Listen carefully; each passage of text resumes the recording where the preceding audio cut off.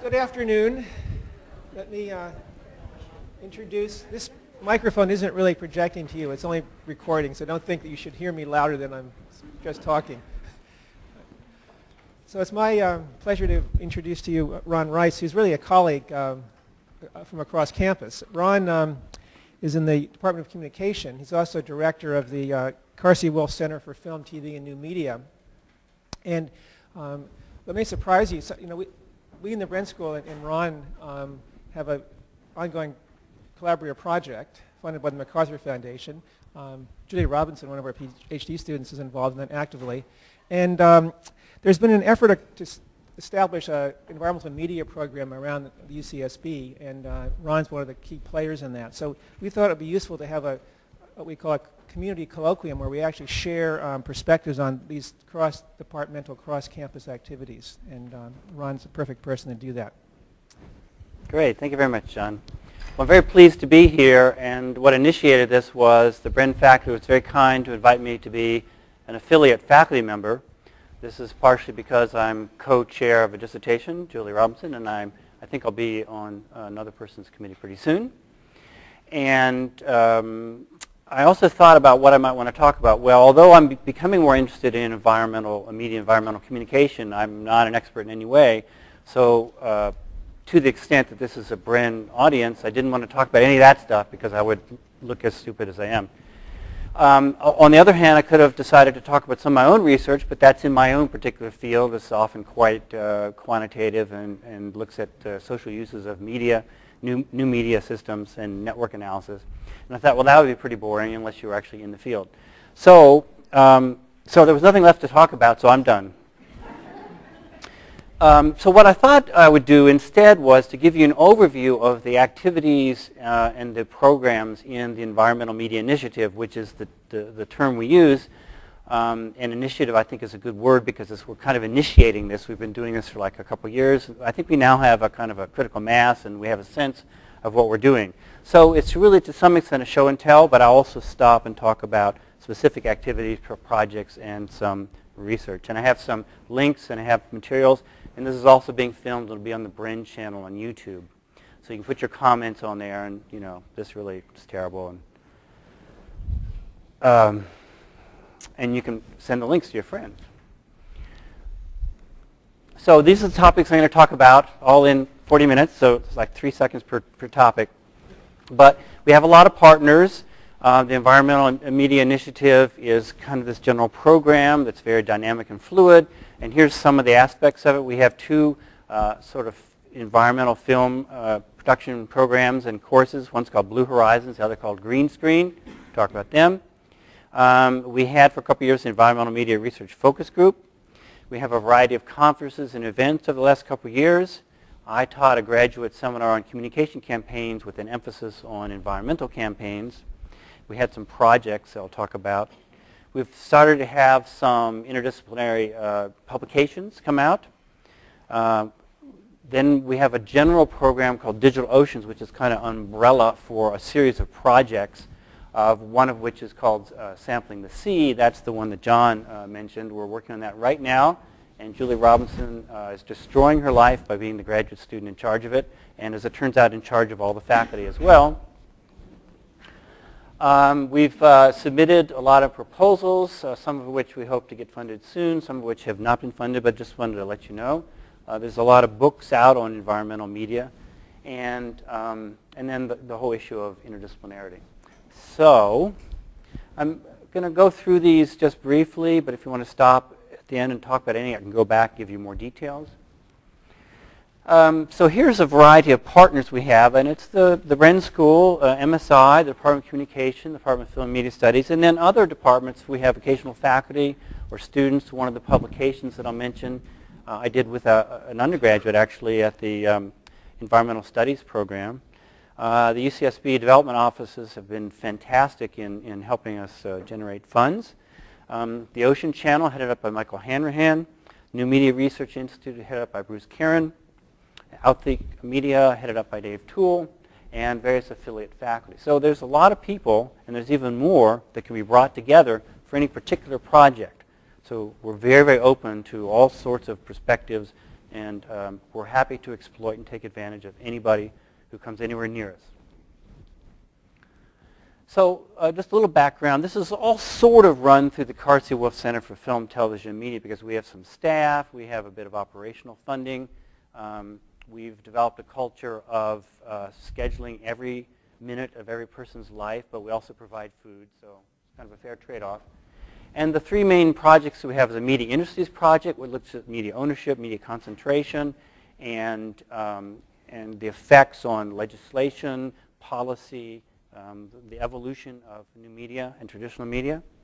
We also have an internship program where we place people in the host organizations that are from our advisory board, and we will be starting up an environmental internship subcomponent of that. And then we have this environmental media initiative. Here's the basic website, and pretty much everything that I'm going to talk about is available through that site. So I'm sure you'll rush home and immediately start browsing. So what is this environmental media initiative? Well, when we first started out, we had no idea. And so it's kind of been shaped by opportunities, by people, by interest, and finding out what we're good at. And so it's very dynamic. But basically, we bring together people from a variety of disciplines to look at how we can communicate and understand environmental science to the public and to policymakers. And that's kind of the general framework. And so we look both at how the media can be used to convey and portray and represent and limit understandings of environmental science. We also look at how media themselves are part of the environment. For instance, Nicole Staroselsky just finished her dissertation on undersea cables throughout the world and how the environment affects the cables and how the cables actually change the local environments as well. So it's just an initiative. We're certainly happy to have any suggestions and contributions that you'd like to add. So one of our programs is Blue Horizons, and this has been going on for a couple years now, and it's a 5-course sequence through summer session, and it brings in environmental, particularly ocean scientists, to work with film and media students, and they work together as teams. And so they take on a topic, an ocean environmental topic, and they learn how to make good media. It doesn't have to be films, it could be digital media, but then they also learn about the science of oceans and marine biology. And we have people from all around the world now applying for this. So we typically take about 18 a summer. Now the center is not an academic department. We don't have any faculty. I'm in the Department of Communication. Constance Penley is in Film and Media Studies. So this is run through the summer session. We have people who teach it, but we're not, we don't have students and we don't have faculty. It's a center. Another one is the, so here are the things that are involved in that, as I mentioned.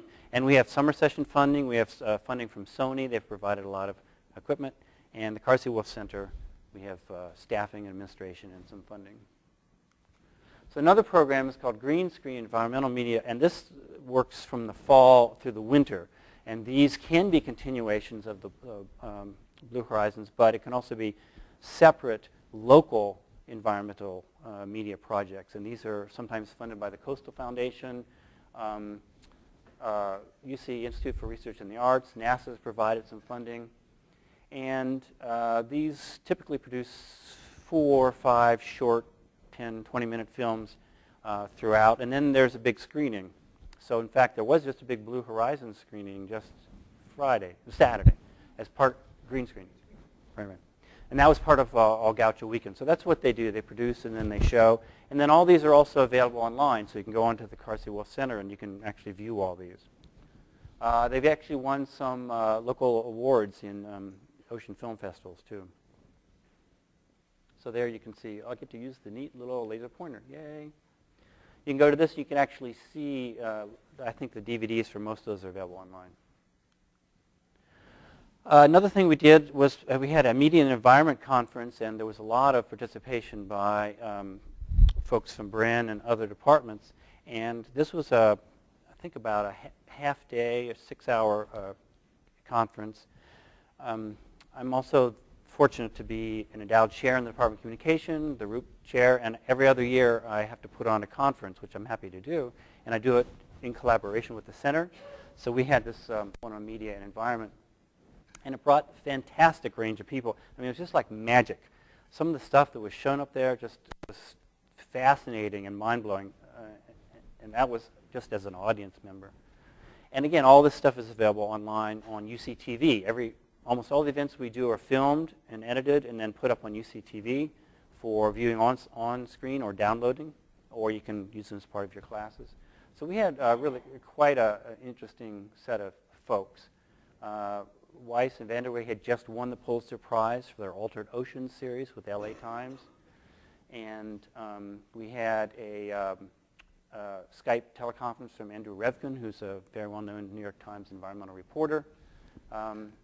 And Steve Gaines and Charles Kolstad talked about the science that underlies coverage of global warming and how that's misrepresented. We have had a variety of speakers through the last couple of years, and these are the ones relating to environmental and ocean topics particularly. And we had a nice event up in San Francisco with some linking together with some Bay Area Save the Ocean activities. Again, that's also online. Sometimes we show films and then have the guest speaker come and talk about the making of the film. I don't know if anybody saw Shark Water. Did anybody see that film that was here? Didn't that just make you cry? Yeah, I mean, I actually cried during the movie. But I'm a sensitive, emotional kind of guy. So some of these, I mean, you probably know that if you really understand environmental science a lot, you probably get depressed, right? Because you just see how much bad stuff is happening.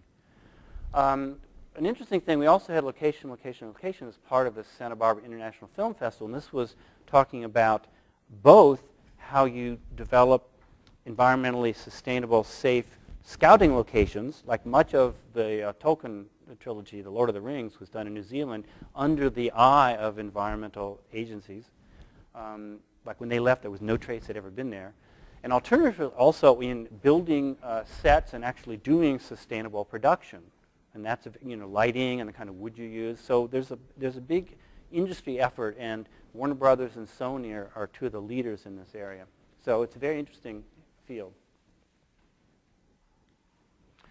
Last year, I actually gave a talk here as part of the Bren Compass workshop on communication campaigns and how to design them and how to evaluate them with respect to environmental issues. And we looked at the specific case of the coral campaign, about how to get red coral out of the sort of the jewelry industry. And I talked briefly about two kinds of evaluation and effectiveness. And this is part of the science of communication campaign design and evaluation and theory, and it's one of the areas that I do a lot of work in. And so there's a variety of ways of evaluating with respect to formative, developing the materials as you go, the process, how does the program itself get implemented apart from the treatment, what kind of effects, and there's a wide range of effects, and what kind of impacts does the campaign have. So each of these is an interesting and interrelated area that requires a lot of expertise. And then also how you actually frame the kind of effects that you want. So you may think that what you're doing is looking at, for instance, you're defining the issue as important. So that's like agenda setting. So that could be a valid goal of a campaign, just to get people aware of things. But you can also, for instance, have a campaign that's oriented towards getting political change. So depending upon the kind of outcomes, you can have different kinds of campaigns, different kind of efforts. They're not all the same. Lots of expertise in all of these. And so here would be some of the kind of measures that you might bring to bear when you're evaluating environmental campaigns, all the way from just being aware, is it even an issue? Like the plastic gyre. I mean, some people have only recently found out about that. Most people have no idea. So just becoming aware of that could be an interesting goal. But lots of other things like self-efficacy. This is important in things that have long range and more collective kinds of outcomes. That is, gee, that's too big, that's too complicated. I can't do anything about that. So I have no self-efficacy. So how could you actually have a campaign where you'd increase people's sense that they could actually do something that might actually have an effect? That itself is a major challenge. So there's all sorts of areas, each with a set of theories and methods associated with them. So the whole idea of campaigns is quite complex and very interesting and challenging. Here, for instance, just one example, a very commonly used framework is called the Integrative theory of behavior change. And if you want people to do something or to stop doing something, here's a whole variety of issues that could be brought to bear that end up influencing behavior. So the notion that you might just simply tell them something, for instance, if just their, well, let's just say attitudes. I just communicate, well, that's the wrong attitude. That's not going to change behavior because it goes through all these other things. So campaigns will try and focus on some subset, or they might actually try and engage all of them, which is a very challenging issue. So that was just a little focus of that Bren Compass workshop that is also central to the idea of understanding how to communicate environmental science. And so we actually had a graduate seminar on communication campaigns, which I taught, and we focused it on environmental media. Julie was in that class as well. And we did a variety of projects for Santa Barbara environmental agencies. So we brought the graduate students in contact with them so they get free and very, very expert resource, and the graduate students get to work in real settings and realize how things are even far worse than they possibly imagined. Because the agencies, you know, they're trying to do campaigns, they're trying to get people to change things, but that's not what they're trained in. They're trained in moving waste or whatever, or measuring air quality. And so we go in and find out what they think they're doing, and so we can say, well, here's some other ways to approach those problems. So we did some environmental air quality stuff, some recycling things, driving. And we had 8 graduate students, 2 from Bren, 8 undergraduate RAs, and several of them continued on into the second term, which I offered as just kind of an independent class. So that was very interesting, and some of the publications have come out of that. So Preston and Pierce did a nice article looking at, they worked with school systems trying to improve recycling in the schools. Just think about your cafeteria days. Think about sitting in the cafeteria. Where does all that stuff go? Well, it should be recycled, but it often isn't. And is it because students don't want to, in fact, recycle, or they don't know how to recycle? Or is the system, the technological infrastructure, and the cost system preventing them from doing it by not providing them clearly marked containers, not actually having processes for picking that up? So they looked at that, and that's coming out in Resources Conservation and Recycling. These are 2 communication graduate students, and no one was more surprised than they to find out that one of their early publications was in this journal. Julie and I will be doing a chapter on ocean environmental campaigns. It's in preparation. She's thinking about it right now, even as we speak. An undergraduate environmental studies program honors student and I worked together, and we did a content analysis of US and UK newspapers and on how they covered environmental issues. And we identified a hazard framework that has 13 different stages and used that as our coding scheme. So we did stratified sampling across weekends and weekdays by the 2 similar kinds of newspapers, and we coded for a variety of things like the length of the article, the topic that was covered, where was it in the newspaper, how specific it was. And so here's just an example of some things that we would code. And here's categories, and we have like 14 different categories, whether specific or non-specific, that just mention something. And so we code these, and then we count them up, and then we compare across the US newspapers and the UK newspapers. So that's content analysis, a specific kind of method, a communication-based method that can be applied to a lot of things. And so another article that's coming out is by Cynthia Bates, and it's in the Journal of Social Marketing, which is a kind of a communication campaign approach. And what she did, she identified a wide variety of ocean environmental campaigns that had been published online or in articles. And then she grouped them by various stages that would be appropriate to the social marketing campaign approach, and made recommendations as to how these campaigns could be improved, or what they're missing, or what their strengths were. So she took this framework, social marketing, and applied this as a way to understand what's going on in ocean environmental campaigns. So that's very useful, and that's coming out very soon.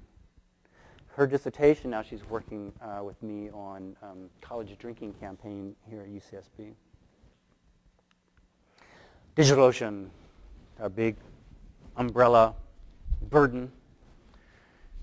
And this is variously defined, but we've come up with this definition. It's a virtual commons that connects people and provides them with resources to advance ocean sustainability and protect Earth's oceans ecosystems.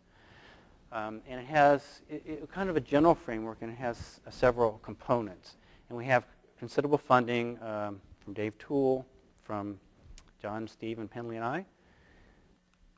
And the idea, I mean, it's being worked on, the platform is being developed, it's actually being demonstrated at the UNESCO conference in early May, this week, even as we speak.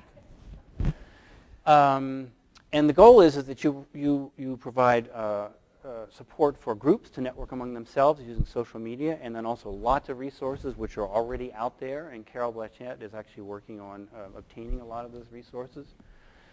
And it can be used in the classroom, as we'll see. You can take advantage of Google Earth. You can link in the marine protected area data with Google Ocean. People can share videos and photos. Julie is an expert professional underwater photographer and videographer, and some of her stuff is just amazing. The one I saw where the fish is kind of like coming right at you, I just felt this personal connection.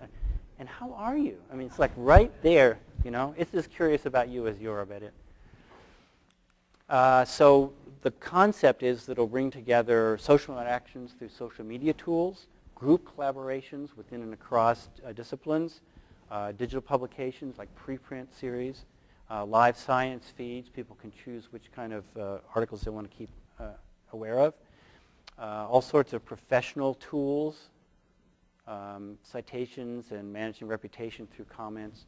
So this is all being developed now, and we actually have some proposals in to fund this for ongoing expansion. So what was interesting and very interdisciplinary and quite a luxury for us is we actually had a year-long planning process to develop and hone and focus this idea of DigitalOcean. And this was paid, sponsored, funded by the Paul Allen Family Foundation to the tune of $100,000. I told everybody that, you know, they should really savor this moment, because probably never again in our lives will we get a $100,000 grant to plan writing proposals to get money. Usually this is the amount that you seek through a proposal, which you have to write in 6 weeks, and so it's usually terrible. So what we produced and the data that we collected and the kind of scanning of the environment was astounding. And we have all these databases that we now bring to bear whenever we're doing various projects. So out of this came this idea of 4 components. The networking platform, which I just mentioned. Sampling the Sea, which I'm going to discuss in just a minute. Informal Science Education Network, and there are 2 proposals that have been funded for that. And MPAs and reserves, and that's certainly Bren and MSI's activities, and some of that stuff will be linked in. The amount of stuff we learned in a year was phenomenal. And the Allen Foundation were extremely impressed. And so when we write these proposals, we can go back and look at this. So we did a review of the environmental campaigns research literature. So Julie worked on that, and Cynthia had that article come out. We have a listing of ocean-related academic journals. We have a listing of ocean-related Flickr groups. There's, what, 2 million fish images on Flickr, most of them unidentified. We've identified academic programs in this area. We have abstracts of articles on MPAs and reserves. We have a whole listing of ocean websites, websites that are about ocean resources. We have a review of ocean-themed video games, in case you didn't know. We have a whole listing of films and videos and photographs, a big database listing where they are. We have an analysis of underlying software platforms, particularly open source programs. And then Julie developed this toolkit for helping communities plan and design their own sort of campaigns. And then we ended up with the strengths, weaknesses, opportunities, threats analysis, which was used both to report to the Allen Foundation and then use that as the basis for where we wanted to focus our efforts. So this all happened in a year. We have lots of students working on this, and it was quite a, I don't know, I think it was quite an exceptional experience. So one project that's specifically funded that we're working on right now, which we're hoping to finish before Julie actually dies from a heart attack from working on the project, is Sampling the Sea, and this is our fish, Sam. And Sam is actually a character in the website itself. This is for 6th through 12th graders, and it uses the EPAL's secure international platform for K through 12 instruction. It also uses Google Earth and Google Ocean, various external data sources like Sea-Watch, and a lot of social media use, and incredible and extensive programming by our crack computer wizard, guru, elf, magician, Lord of the Rings person.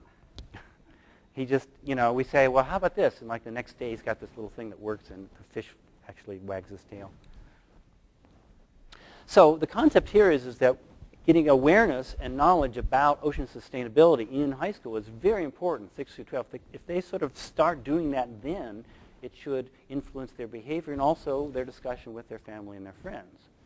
And so we've developed a plan to reach about 180 teachers, probably be less than that, about 4,000 students around the globe. And this is funded for a year by the MacArthur Foundation in their digital media and learning program. And they had 800 applications. For the year we applied, they funded 14, and this program was ranked #1. We were totally blown away. We weren't sure that they were even going to read our application. So here's the KPIs, and here's the person that makes it all work. So for instance, here's a Google map. All the schools are geolocated and have information associated with them so that then they can go and find local fish markets or local places where they buy fish or restaurants.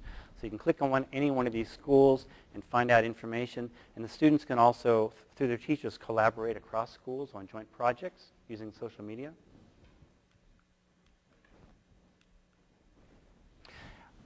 We had curriculum development team of 6 expert teachers in ocean science and education, and they developed this curriculum of 5 particular units, and then various activities within each of the units, and these workbooks, tools, instructions, online social media activities. I did the copy editing on one version of all this, and it is really impressive. I mean, this is a tremendous series of tools that are up on the website the teachers can use. They can decide which curriculum units they want to use, which activities they want to use, which social media activities to engage their students, and then which websites to go to. There's videos, there's all sorts of tools. Here's the other 2 units. By just reading and copy editing, I learned an awful lot of stuff about sustainable fish. So for instance, one of the tools that was just completed 2 days ago, right? Yes, completed in the sense that I now have a screenshot. This pops up if the students want to, the teachers. You can type in a common name. It gives it the science name. This goes out to Sea-Watch and brings this back in. And it brings in basic information in the database. Gives prices, and this can actually be converted into whatever the local currency is of that school. From that, you can output a spreadsheet. And that spreadsheet can be used to various charts and stuff, so people can compare the kind of fish that they eat in their locale, and they can discuss the sustainability, and that comes from various sustainability databases, which do not all agree, and so having them discuss differences in sustainability is also an interesting topic. As part of this, because we conceive of this as kind of a campaign, we've built an extensive evaluation. We have process and summative evaluation. We have different levels of analysis, the individual students, the individual teachers, the classes overall. We have system usage data, all the uses of all the sources, all the social media, all the resources, the videos. It's all measured under the hood, which was not easy at all to obtain. EPALs had never done this before. They said, oh, sure, go ahead. They had no idea what they were getting into. So our crack wizard computer programmer got access to their underlying API and has now been totally redesigning their entire system. He's actually reporting back to them stuff that their system can report to them that they had no idea was even possible. So everybody's very happy and slightly scared. We also have baseline data both for the students and the teachers, and then at the end when they're finished with whatever curriculum activities they do, we have an end survey, and they have everything's been approved and vetted by human subjects. We also will do content analysis of some teacher discussion forums to see what kind of issues came up. And Julie will get her PhD thesis out of this, she hopes. As part of all this, we're trying to get continuing funding for the DigitalOcean platform in general and for specific kind of projects. So we've just submitted a proposal to Google. We've submitted as a component, part of a NOAA Informal Science and Education campaign. Steve Gaines and I, as the UCSB component, have submitted to NSF Informal Science. We've submitted a proposal to Sony, which we think they're going to grant, which will provide $25,000 annually to be shared with Bren and the center. And they're providing other money around the campus as well, including environmental internships. I've submitted 2 local internal grants to kind of bridge the sampling of the seed because we don't have funding after July. There were 2 other proposals that were submitted that went up but didn't get funded. So lots of activity there. As a background in the whole concept of environmental media, both from the science part and from the campaigns part, or even just media advocacy part, there are a lot of really interesting books that have come out just recently. Environmental media has really taken off as a topic in just the last 2 or 3 years. There are now centers throughout the U.S., both in communication schools and in other kinds of schools. So this is a great area to get into. So here's some books. Here's a very interesting one on environmental communication covering the full range of kind of campaign activities. This one is one we used in our class, and this is a wide variety of contributions, making different kind of arguments and providing different kind of case examples. This is a more sort of overview textbook, and then there's a link to many campaigns that are online.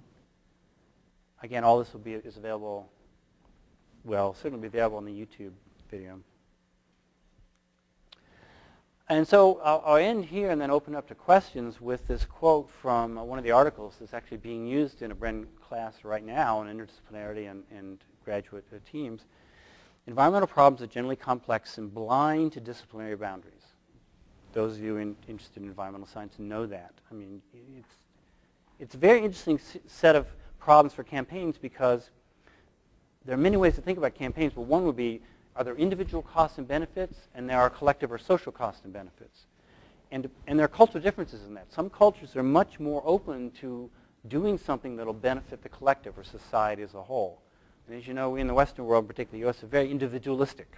We'll do stuff that's beneficial to us and sometimes avoid things that are bad for us. But it's very hard to get us to pay costs now for something that's good for the collective and social. That was socialism. Wouldn't want that. Like the environment.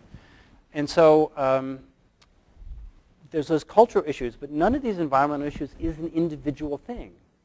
None of these environmental problems is caused by one individual doing one thing who, if they stop, the problem will go away. It's all systemic and interconnected.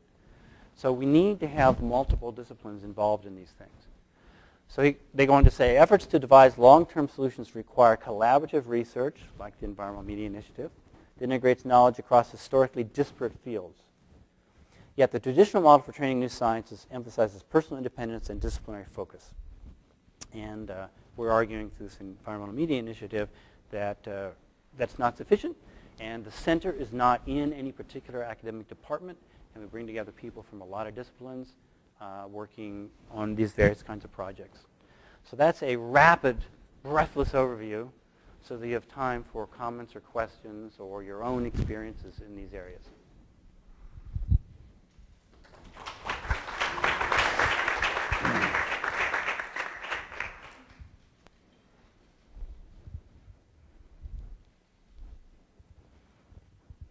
Or if anybody wants to ask why they ended up in this room by mistake.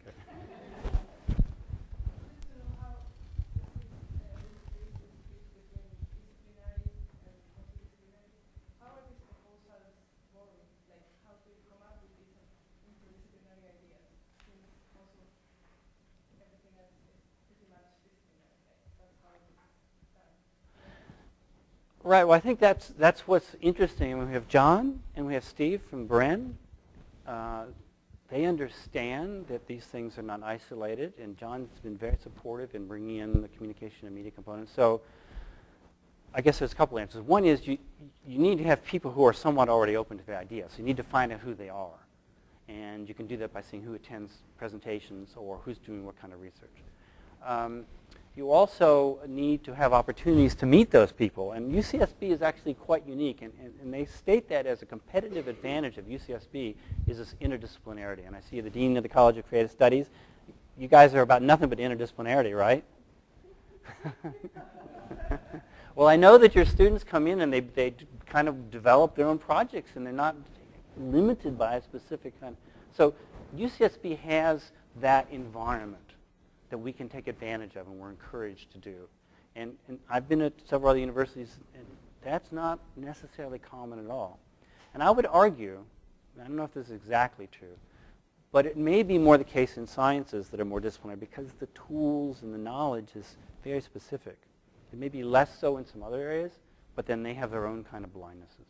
So people who know the stuff, opportunities to get to meet with them. You have to be pushy. I'm not looking at John when I say it because he will say, yes, you've been pushy. Connie has been pushier than I. And I have to say, when we first came to the Bren School to make these suggestions, this was several deans ago, we were not received with open arms because they just didn't know how to make sense of us. And that's because we didn't know, as I said, when we started. So it also means you have to have a fairly clear idea of what you want, but it can't be too bounded. You can't come in to a group of people from different areas and say, here's exactly what we're going to do. Because then they'll say, well, then go do it. You say, we kind of like to do this. What do you think? And also taking advantage of things that are already there. I mean, the MPA work and the PSCO project already have tremendous resources. And so we can say, well, we can leverage what we're doing by bringing them in and providing some extra value. And finally, I think you just have to be open. I mean, some of the literature, I read a number of the articles for the, what's the Bren course called?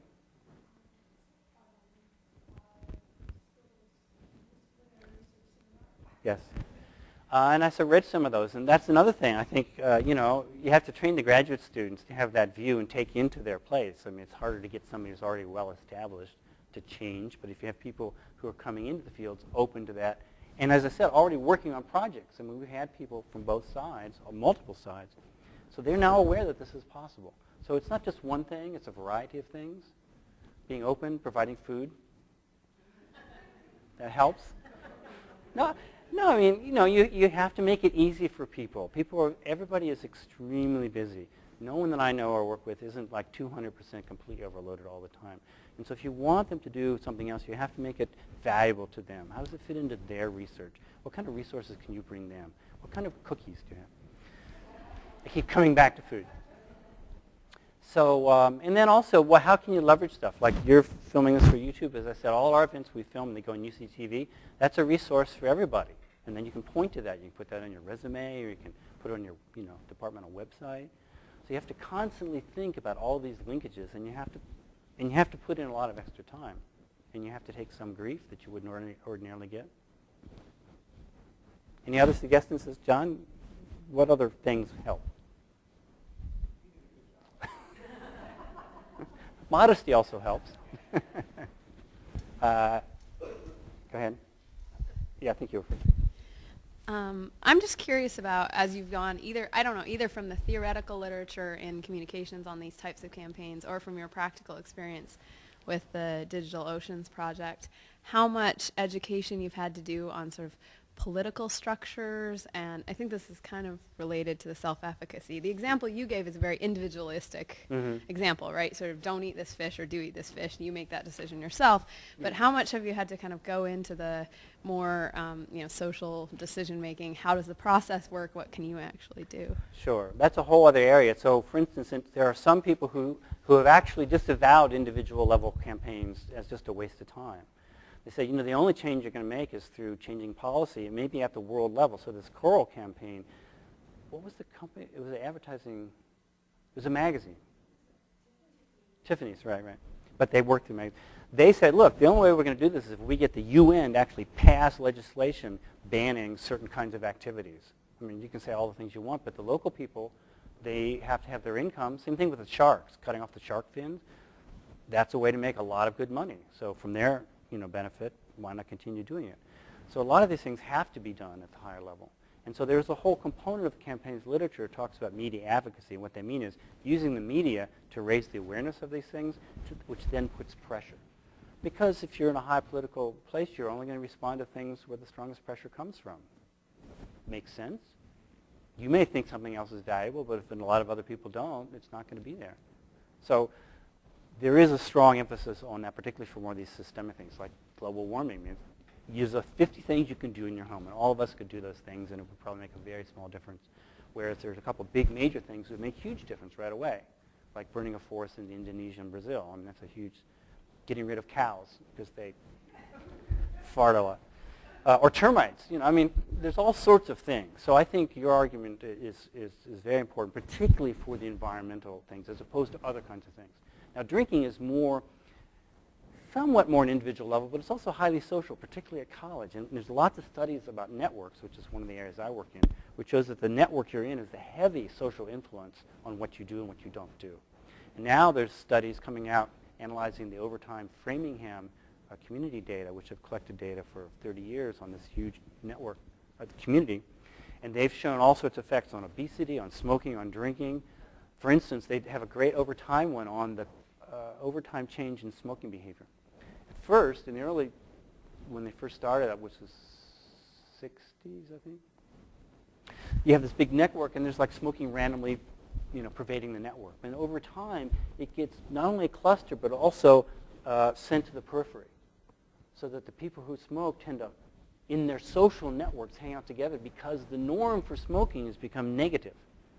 And as soon as you change that tipping point, that it's not an acceptable norm, like smoking in the workplace, everybody's now smoking outside, and they're sort of stigmatized by that. Seat belts.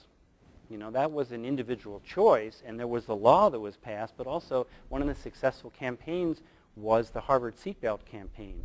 Did any of you go back and look at Nickelodeon or watch old videos of the A-Team? It's okay. It's a guilty pleasure. Anybody familiar with the A-Team? There's an honest man. The rest of you are, most of the rest of you are lying, but he's honest. So how would you characterize Mr. T? He's a badass. And he's like jewelry, and he's heavy, and he's always, you know, he's the tough guy. Except, what's his one weakness? Hates flying. When they have to go someplace, they always have to trick him, get him drunk or drug him, put him out, and then he wakes up and he's all pissed off. So he's a very funny character, and the A-Team was very popular. And so what they got to do, they got him, whenever he got in their Jeep or whatever it was that we used to run away from the military while they were solving interesting problems, he would visibly put on his seatbelt. Because if tough guy Mr. T puts on a seatbelt, I guess it's okay. It's not a challenge to my machismo. And that was an intentional strategy, and that was very influential in changing people's attitudes. Same thing about the designated driver, right? There was this norm through communication research by Chuck Atkin, my co-author. The general argument was guys drink, and that's kind of macho, and everybody thinks that's cool. And if you ask them not to drink, that would be a challenge to them, and their girlfriends would not think that's cool. That's not true. As it turns out, that dates really preferred that their male dates did not drive drunk. But they were, you know, if you think about it. But it was not an obvious shared awareness that other people felt that way. And so people, that's called the spiral of silence, they continue to think, well, no one else feels like I do. What they showed was that no, most dates did feel that way, and so they started advertising that. So now the leverage point was the guy's dates. Like, now it wasn't cool. It was like you were a jerk. And who wants to be a jerk if you still also want to have a girlfriend?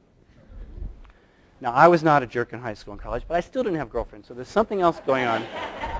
And I always wore my seatbelt, so I couldn't figure out what it was. So there's all these interesting, going back to your point, there's all these interesting levels of social forces that you find out through research and through interdisciplinary understanding. And then you bring them to bear.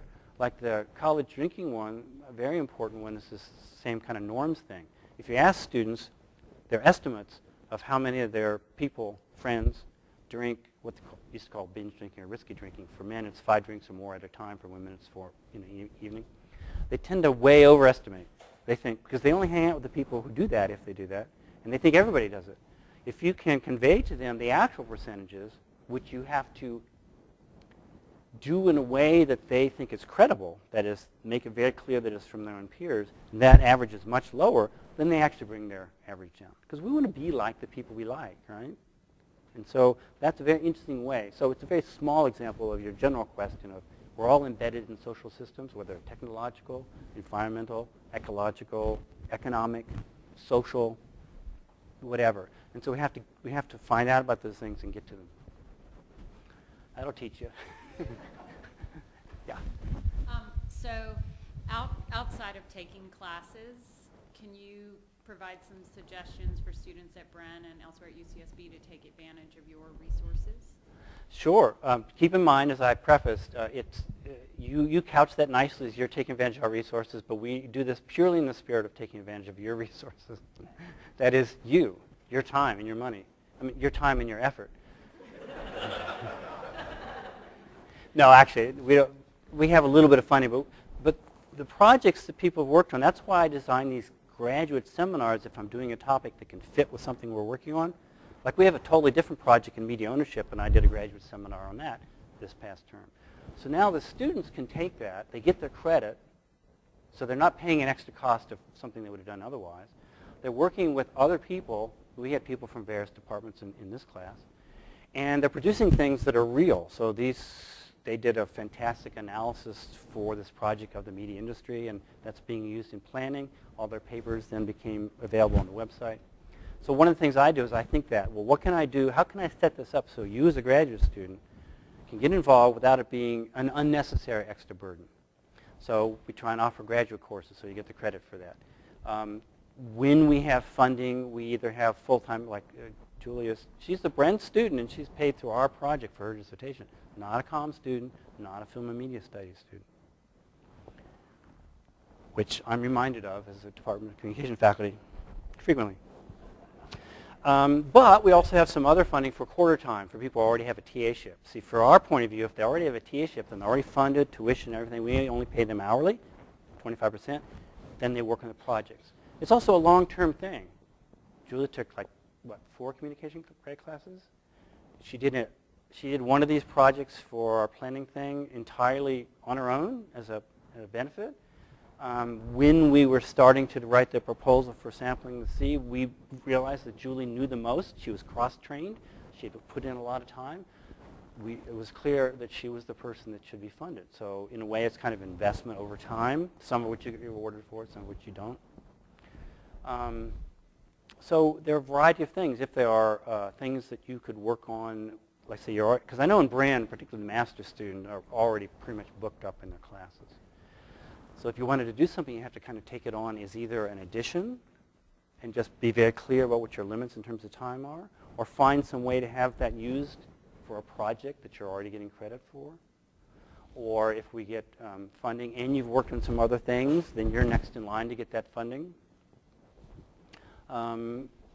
If there are particular areas, like you saw that huge list of resources we developed, if there's something that you really know a lot about and you could help contribute, then we'd bring you in. We have really nice meetings. But for instance, for the co-directors, Constance Penley and I, we're not paid anything to do all this. So there is that deeper question. Well, so are you crazy? So I try to make sure that other people get rewarded in some ways that are useful to them. So for instance, a co-authorship, right? That's a great thing for a graduate student who wants to go on in academics. It may not be so great for a professional master's, but it might be. So that work in a project to help write something. It's on your time, but you're getting a benefit, right? So if you are interested, contact us, and we may or may not be able to find ways to do that have immediate or long-term outcomes. If we get some of these big grants, there'll be more opportunities. Yeah, so for instance, Cecilia O'Donnell came to me from environmental studies. They didn't know anything about media, and she just asked me would I be her advisor on a senior honors thesis. That's a year-long commitment on my part, and she's not part of my department at all. But she was very smart, really interested. So I learned a lot from her, and we got this published article, which was great for her and it's good for me. Another thing is if the Sony funding comes through, we will have money to do a biannual environmental knowledge and attitude survey. And I don't know, but I think that would be a cool Bren project. Get like 2 students to do that, work with me and the center. So you're getting your credit, you're producing something, you can bring knowledge that we don't have. I know David Leah is very interested in that kind of thing, and we proposed that. So if that comes through, that'll be an opportunity, and that will be every other year. Anything else? You had a question, right?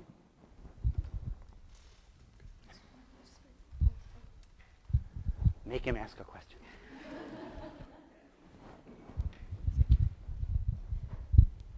Hello? Well, I'm curious about the effective evaluation of your campaigns. I wonder whether it is possible for kind of a pre-evaluation before you write a proposal. I'm not sure I completely understand. Let me give you a sample answer, and you can tell me. I'll give you a formative answer, and you can tell me whether, in fact, it leads into your question. There are two aspects of that. One is, when you write these proposals, yes, it's always very good to say you've already done some preliminary work. So it could be a pilot test that's just done without funding. It could be a related project. And so you can say, we know about this stuff. We're informed of the literature. We've got this potential stuff. So when we did sampling the seats in the MacArthur Foundation, we pointed to all the work we had done on the planning part for DigitalOcean. We might have done some pilot surveys, or we did a lot of focus groups and discussions. Then, a separate way to answer your question is, in your proposal, you should always say, yes, we're going to do some pilot testing and formative evaluation, maybe finding out about what the people really want, or what media form it should take, or what the theory or knowledge is, before we then actually do the thing that we're going to propose. And so in both the recent ones, the NOAA ISE and the NSF ISE, we have built in actually doing some of that formative evaluation. The NSF is really increasingly, and NOAA as well, increasingly emphasizing evaluation. I think on the NOAA and NSF now, they require like 10 to 15% of your budget on evaluation, which is a change. Does that help? Yeah, that's my question.